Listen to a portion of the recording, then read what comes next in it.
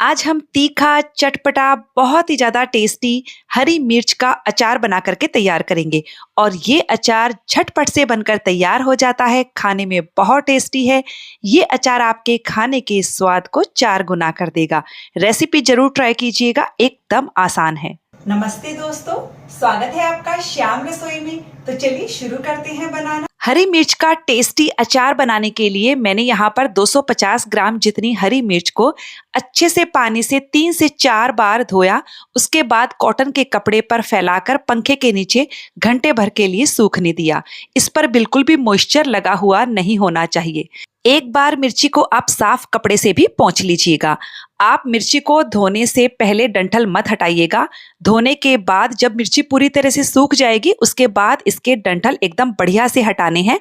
डंठल के नीचे जो फूल जैसा होता है ना, वो भी हट जाना चाहिए। मैंने यहाँ पर तीखी वाली हरी मिर्च का इस्तेमाल किया है। आप कम तीखी वाली मिर्ची से भी अचार बना सकते हो, लेकिन आप गहरे हरे रंग की मिर्ची का ही इस्तेमाल कीजिएगा, क्योंकि गहरे हरे रंग की मिर्ची का अचार लंबे समय तक चलता है। अब मैं यहाँ पर मिर्ची को कैंची की सहायता से कट कर रही हूँ। तो ये देखिए, एक बाइट के साथ एक मिर्ची का टुकड़ा आ जाए, इस तरह से मैं मिर्ची को काट रही हूँ। आप चाहें तो चाकू से इसे लंबे आकार में भी काट सकते हो, लेकिन आप मिर्ची को काटने से पहले सरसों का तेल लगा लीजिएगा हाथों पर, जिससे जलन ना हो। तो देखिए, हमने सारी मिर्ची को कट करके तैयार कर लिया है। अब मैं यहाँ पर 2 बड़े चम्मच नमक डाल रही हूँ। फ्रेंड्स, अचार में नमक हमेशा ज्यादा ही होता है, क्योंकि नमक प्रिजर्वेटिव का काम भी करता है। अब हमने यहाँ पर 5 बड़े चम्मच सफेद सिरका लिया है, जिसे हम विनेगर भी कहते हैं।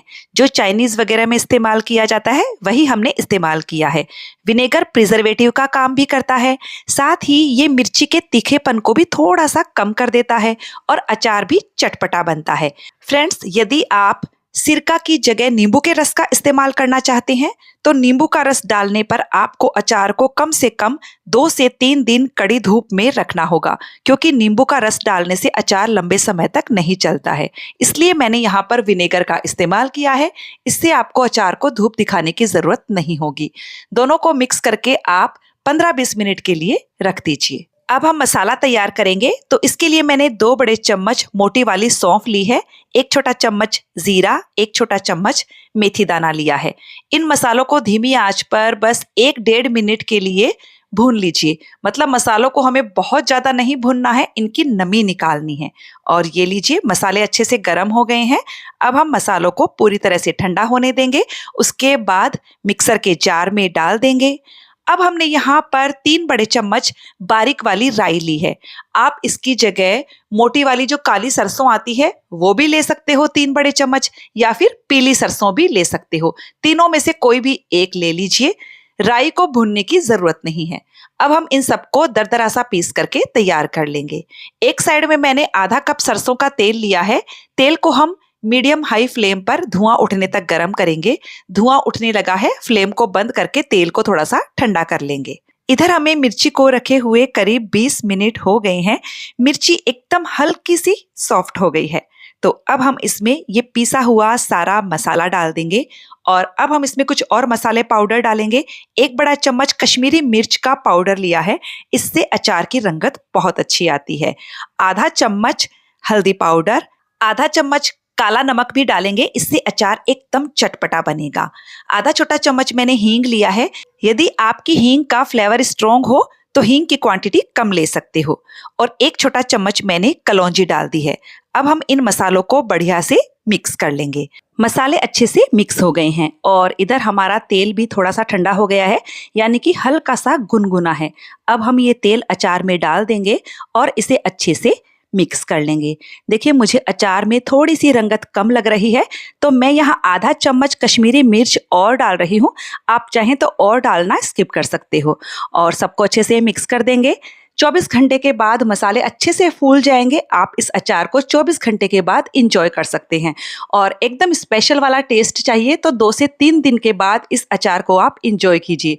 तो मैं इसे ढक कर रख देती हूँ। 24 घंटे के बाद मैं इस अचार को आपको दिखाती हूँ। तो तो 24 घंटे हो गए हैं और आप देख सकते हैं कि मसाले बहुत अच्छे से फूल गए हैं, बहुत ही अच्छी खुशबू आ रही है अचार से। तो चलिए अब हम इसे स्टोर कर लेते हैं। स्टोर करने के लिए मैंने बरनी को अच्छे से धोकर सुखा लिया है। इसमें बिल्कुल भी मॉइस्चर नहीं होना चाहिए वरना अचार खराब हो जाएगा। अब मैंने यहाँ पर एक कोयले के टुकड़े को गैस पर अच्छे से गर्म कर लिया था। कोयला ना हो तो दालचीनी का टुकड़ा लेकर उसे भी गर्म कर सकते हो।